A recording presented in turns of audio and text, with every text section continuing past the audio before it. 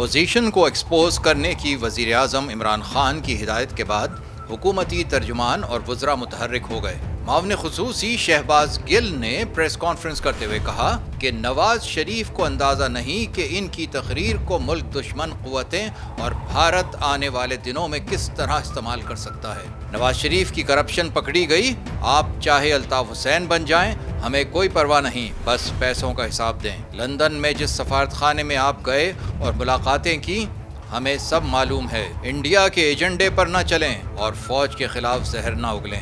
دوسری جانب وفاقی وزیر اطلاعات شبلی فراز نے ٹویٹ کرتے ہوئے کہا کہ نواز شریف اقتدار سے محرومی کا بدلہ پاکستان سے نہ لیں۔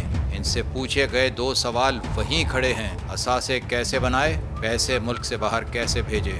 وفاقی وزیر فواد چودھری کا کہنا ہے کہ نواز شریف کی اس وقت جو جد و جہد ہے وہ سیاسی نہیں بلکہ مقدمات سے جان چھڑانے کی ہے، اور اس کے لیے وہ تمام بیانیاں بھی بنا رہے ہیں۔ اپوزیشن پر تنقید کرتے ہوئے وزیر اطلاعات پنجاب فیاض الحسن چوہان کا کہنا تھا کہ شہباز شریف، نواز شریف اور مریم نواز کی پالیسیز سے تنگ آ گئے ہیں۔ اب نون لیگ باہر، شین لیگ اندر اور میم لیگ ناچ رہی ہے۔ ایٹم بم نواز شریف کے پیسوں اور محنت سے اتفاق فاؤنڈری میں بنا ہوتا تو میں انہیں سلوٹ کرتا۔ شریف خاندان اپنی ذات کے علاوہ کچھ بھی سوچنے سمجھنے سے عاری ہے۔ وفاقی وزیر شیخ رشید نے اپوزیشن پر تنقید کرتے ہوئے کہا کہ اپوزیشن کل کے بجائے آج ہی استعفے دے۔ ہم ضمنی الیکشن کرائیں گے، جہاں الیکشن ہوئے وہاں اپوزیشن کا صفایا ہو جائے گا۔ نواز شریف بتائیں مودی سے تنہائی میں کیا باتیں ہوئیں؟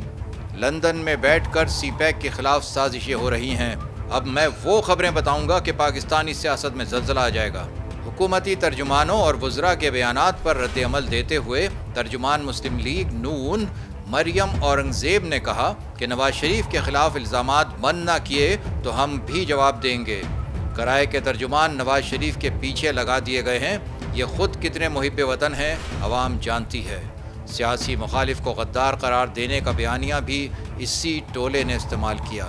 حکومت اور اپوزیشن کی جانب سے ایک دوسرے کے خلاف بیان بازی جاری ہے اور روایتی طور پر ایک دوسرے کو غدار ٹھہرانے کا سلسلہ بھی جاری ہے۔